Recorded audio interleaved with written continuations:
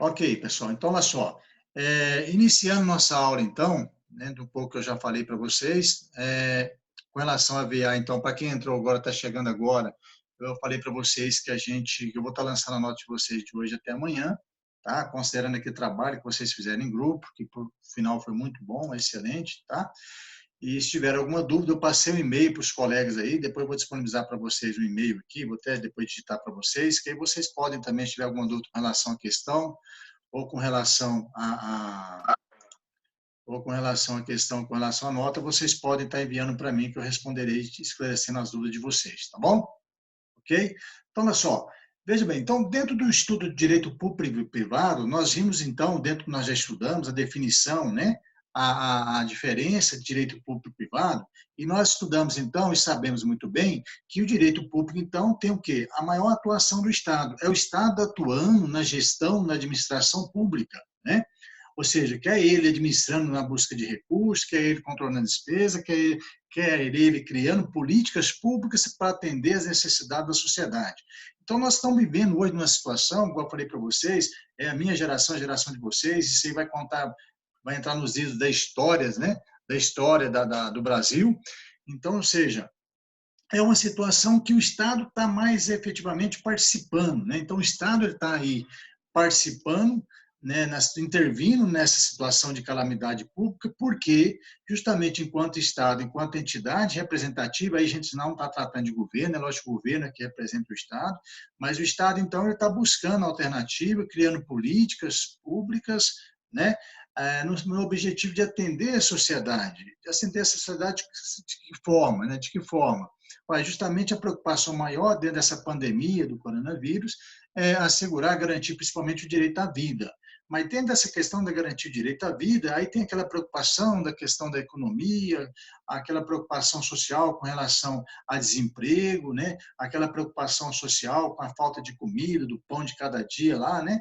Daquele trabalhador que não tem renda. Então, o Estado ele intervém justamente para buscar, né, alternativas, né, planos, políticas para atender essas necessidades, se não 100%, mas pelo menos o máximo possível. E é lógico que a sociedade tem fundamental importância, né, tem um compromisso, tem a responsabilidade social também da sociedade, quer seja pessoa física ou pessoa jurídica, que são as empresas, né, de solidarizar, ou seja, se unirem no sentido de também contribuir para que as pessoas menos assistidas, né, as pessoas com mais necessidade tenham a condição de ter um mínimo de sobrevivência, de passar por esse momento de crise, né, de crise.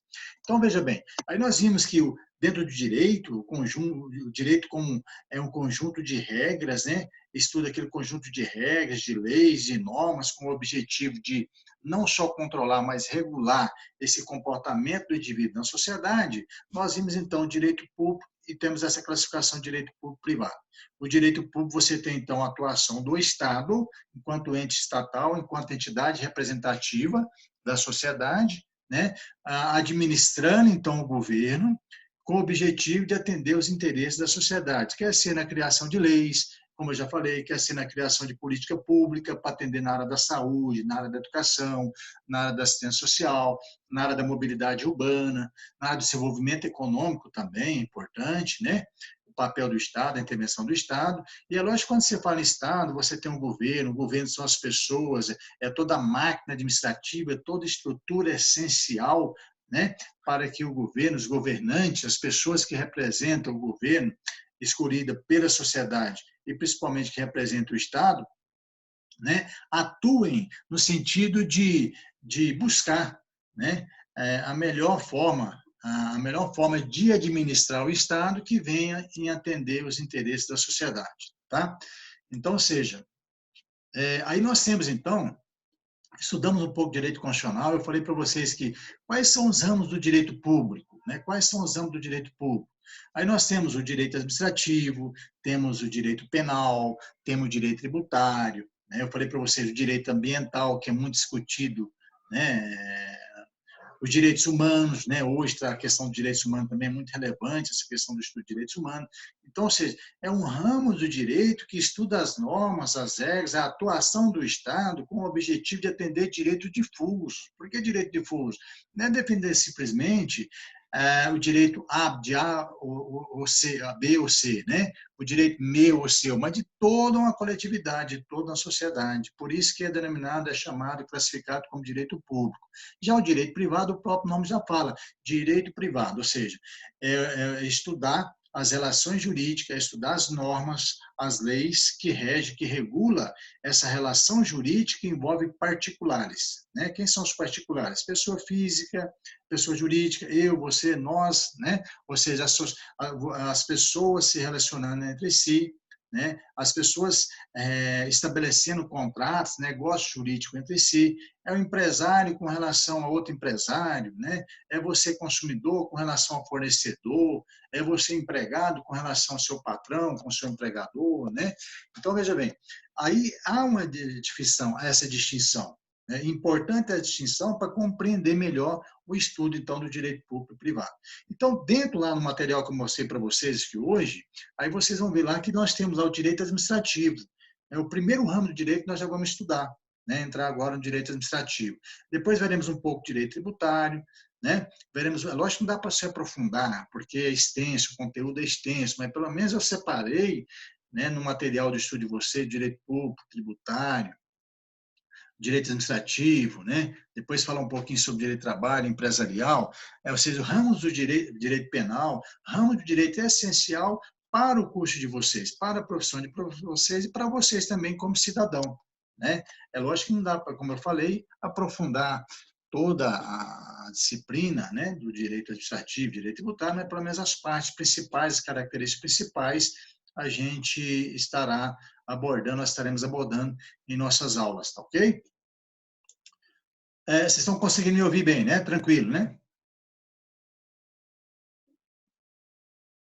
Sim, professor. Tá bom, então vamos lá. Se tiver alguma dúvida, aí no final, como eu falei, você concluiu 40 minutos, eu vou postar para vocês no outro acesso aí, rapidinho para vocês acessarem, aí a gente conclui, se tiver alguma dúvida, a gente pode abrir um tempinho aí para a gente esclarecer algumas dúvidas, tá bom? Pois bem, pessoal, então direito administrativo, como ramo do direito. Por que o direito? O que estuda o direito administrativo? Ora, se fala direito administrativo, então, é uma ciência jurídica, então, é um ramo do direito que vai estudar o quê? A atuação da administração pública, né? Então, como a administração pública, você tem o quê? Você tem a administração pública estadual, que são os estados, né, representado pelo governador, você tem as secretarias estaduais, né? Outros órgãos públicos, sim, que representam o Estado, né? Que, aliás, que representa o Estado, mas atuando enquanto função da administração pública, né? Com a finalidade pública para atender os interesses da sociedade. Você tem o prefeito, né? Enquanto lá na prefeitura municipal, nos municípios, você tem o presidente, né? Os ministros, né? Enquanto gestores públicos, né? Aqui representando, então, um ente federal, que é a União, né? Então, você tem os 4 entes federativos, né? A União, os estados, o Distrito Federal, né? Os municípios. Então, os 4 entes federados. Dentro desses 4 entes federativos que representam o Estado, e quando nós estamos falando em Estado, nós estamos falando em nação brasileira, em Brasil como país, né? Nós estamos falando em Estado, então, com E maiúsculo, que representa, então, a União, né, o Brasil. Então, dentro dos estados, nós vimos a Constituição Federal, então, ela trata como República Federativa do Brasil, que é constituída pela União, né, pelos estados membros, não é isso? Pelos municípios e pelo Distrito Federal, ok? Então, veja bem, aí o direito administrativo, até coloquei um conceito para vocês, vou ler rapidamente aqui, do autor Eli Lopes Meireles. Esse autor é famosíssimo, é advogado, é juiz também. Ele é especialista em direito administrativo. Então, ele dá uma definição para nós de direito administrativo como é o ramo do direito público que sintetiza no conjunto harmônico de princípios jurídicos que regem as atividades públicas, tendentes a realizar concreta, direta, imediatamente os fins desejados pelo Estado. Olha só, Em palavras simples, o que ele quis dizer na interpretação desse conceito do Eli Lopes Meirelles? Ele quis dizer o seguinte, que direito administrativo é aquilo que eu acabei de falar para vocês agora. É o ramo do direito público, porque qual que é a função desse ramo do direito público? É estudar justamente, então, esse conjunto harmônico de princípios, de normas, né, que regula, né, a própria atividade pública.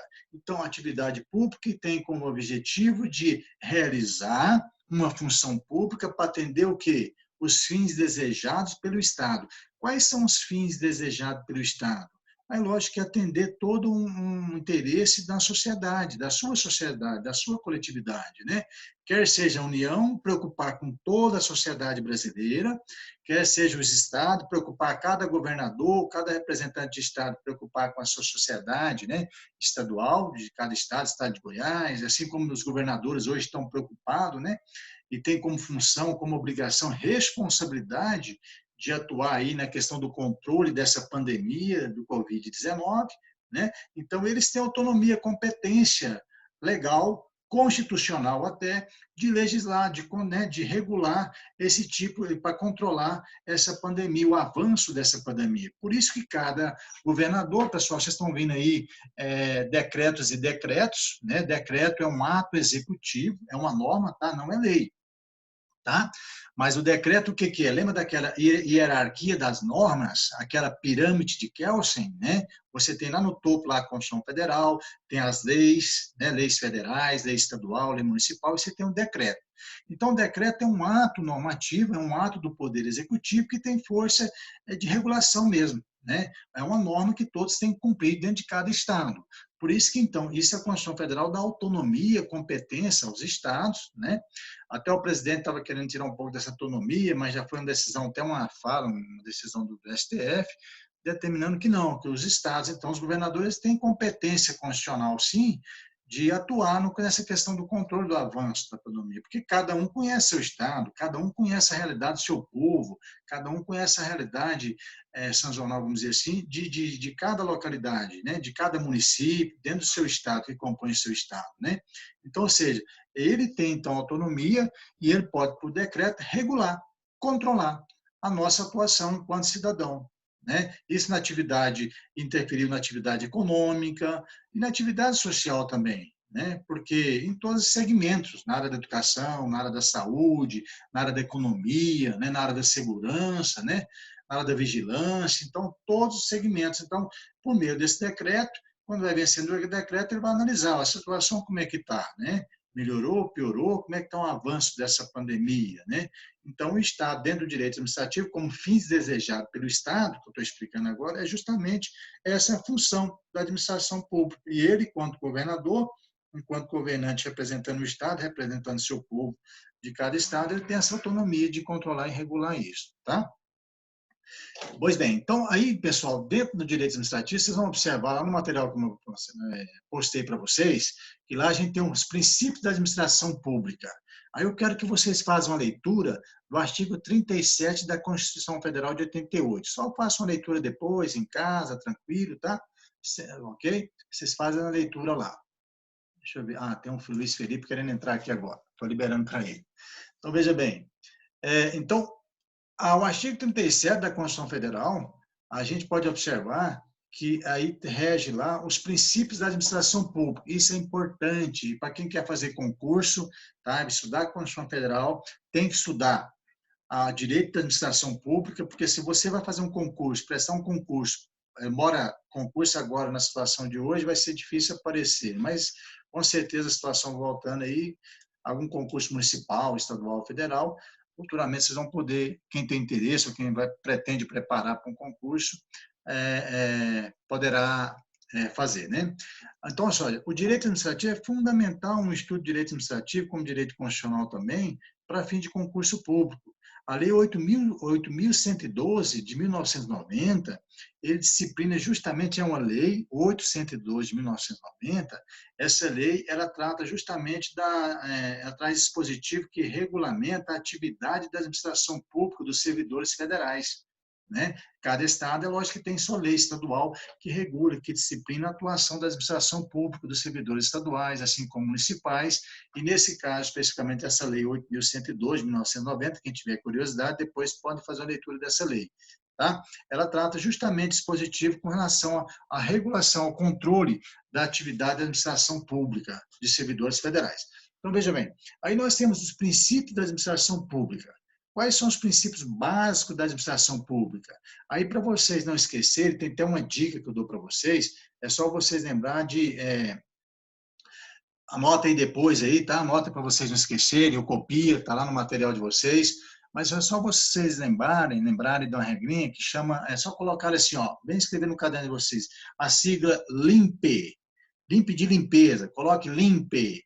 Aí o que vem um LIMPE? Vocês não vão esquecer nunca mais com essa dica os princípios básicos que regem a administração pública, que é estudado dentro do direito administrativo, que é estudado pelo direito administrativo, né? Quais são a definição? O que significa o LIMPE? Né? L-I-M-P-E, é isso mesmo, LIMPE. Né? O que significa? Olha só, o primeiro princípio básico da administração pública, nós temos o princípio da legalidade. Por que legalidade? Porque, lógico, que toda atuação, eu enquanto auditor fiscal, você amanhã enquanto auditor fiscal, né, representando a Receita Federal, ou representando o fisco municipal, ou quem sabe até estadual, né? Ou seja, você enquanto funcionário público, enquanto servidor público, municipal, estadual, federal. Então, você ali, enquanto funcionário público, servidor público, é diferente do empregado em empresa privada, porque ali você tem regras, normas específicas, lei específica, não que o empregado também não tem, mas é diferente. Você tem que trabalhar de forma, a sua função, exercer a sua função pública ali, atendendo o interesse do Estado, porque o interesse do Estado é atender o cidadão, é atender toda a sociedade, né? Isso em diversas áreas, em diversas áreas. Então, a legalidade significa dizer o quê? Esse princípio fundamental da legalidade, que rege a administração pública. É que a administração pública só pode fazer o que a lei autoriza ou determina, né? Agir de acordo com a lei, segundo a lei, conforme a lei. Ou seja, então, a minha atuação, enquanto a minha função, exercer minha função, executar minha função enquanto administração, dentro da administração pública, tem que ser dentro da legalidade, né? Existe alguma situação que, por meio da discricionalidade, o administrador público pode até executar alguma função, mas a regra geral é aplicar o que está na lei, né? Então, o que está na lei, o que está em regulamento, né? Instituído, quer seja pelo Estado, pelo ente federal, pela União, pelos municípios, pelo Distrito Federal, eu, dentro da minha função, quer seja um policial atuando na segurança pública, quer ser um médico atuando em rede pública, né? Então, ou seja, são situações que vão ocorrer, eu como servidor público, né, de exercer essa função obedecendo dispositivos legais, obedecendo regras, né? Ok? Então, a legalidade é isso. A administração pública, o administrador público, enquanto servidor público, ele tem que exercer a função dele obedecendo leis, obedecendo normas, regras específicas para exercer essa função dele, tá? E aí nós temos o LIMP, né? O L. Agora o I. O que significa o I? Impessoalidade. A impessoalidade é outro princípio fundamental também da administração pública. A impessoalidade, os atos administrativos não devem ser voltados à satisfação de determinada pessoa. O que é impessoalidade? É você ser imparcial, né? Impessoal. Então, você não pode fazer alguma coisa enquanto gestor público para favorecer alguém. Vocês já ouviram falar em crime contra a administração pública, né? Peculato, já ouviram falar de peculato? Corrupção passiva, corrupção ativa. Já ouviram, né? Já ouviram falar? Hein? Sim, professor. Sim, né? Então, olha só, esse crime de peculato, que o pessoal às vezes comenta, depois eu vou tratar um pouquinho sobre esses crimes, não hoje, mas é corrupção ativa, corrupção passiva, crime de peculato, né? São crimes contra a administração pública, ou seja, é o administrador público na atuação dele, na execução da função dele, favorecendo alguém, né? Interesses alheios à própria função, à finalidade do Estado. Então, você tem que ser impessoal, tem que ser imparcial, né? Quer seja o juiz ao tomar a decisão dele, quer você fiscal quando vai fiscalizar uma empresa, né? Porque é seu amigo, seu conhecido, seu parente, você pode fazer um jeitinho ali, né? para ajudar, para evitar algum tipo, até para facilitar ou para contribuir, ou até para orientar no sentido de praticar algum crime contra a administração pública, né? Então não pode, isso é ilegal, né? Então, ou seja, tem que obedecer o que está na norma. Por isso que, enquanto servidor público, ele é bem mais exigido, mais fiscalizado, né? Porque ele tem que obedecer o que está na norma, na lei, né? Nas regras específicas de cada função enquanto servidor público. E eu estou falando não é só de todo servidor público, isso desde o presidente da República até o simples lá, né? Um simples operário, ou seja, aquele que trabalha lá naquele cargo que seja mais simples, mas não que tenha a sua representatividade, mas que seja um servidor público. Então, independente da função dele, né, ele tem que ter esse cuidado, essa atenção, e é responsabilidade, é obrigação dele, tá? E isso é, então, a impessoalidade. Então, veja bem, o LIMPE, que eu ditei para vocês, o L vem de legalidade, que eu expliquei, o I de impessoalidade, é aquela questão de ser imparcial, impessoal, aí vem o M, da moralidade. É lógico que vocês concordam que todos os atos da administração pública têm que basear o quê? Numa certa transparência, na honestidade, né, moralidade. Por isso que a gente vê alguns fatos, né, noticiado aí, né, eu vejo algumas matérias já passaram até alguns jornais falando, cadê o dinheiro que estava aqui nos cofres públicos, né? Então é má gestão ou não, né? É corrupção ou não, né? Ou seja, eu utilizando o veículo que é público, né? Um veículo, por exemplo, que é público para interesse particular, né? Eu sou servidor público, aí tem um carro à minha disposição, esse carro eu vou utilizar ele para pegar a filha na escola, isso é peculato, isso é crime, né, de peculato. Eu estou utilizando o patrimônio público para fins particulares, fins pessoais, né? Então não posso, né? Eu não posso. Então, mesmo que eu tenha um veículo que eu utilizo, um veículo que é público, eu não posso utilizar ele para fins particulares, como a gente vê isso acontecer, né? Mas não é só veículo, até dinheiro. Então, só se eu estou lá na parte financeira, então aquele dinheiro ali é um dinheiro público, né? Então, ou seja, toda essa situação de controle da administração pública tem que observar o quê? Não só a questão da lei, principalmente a lei, mas principalmente uma questão de responsabilidade, uma questão de transparência, uma questão de honestidade, né?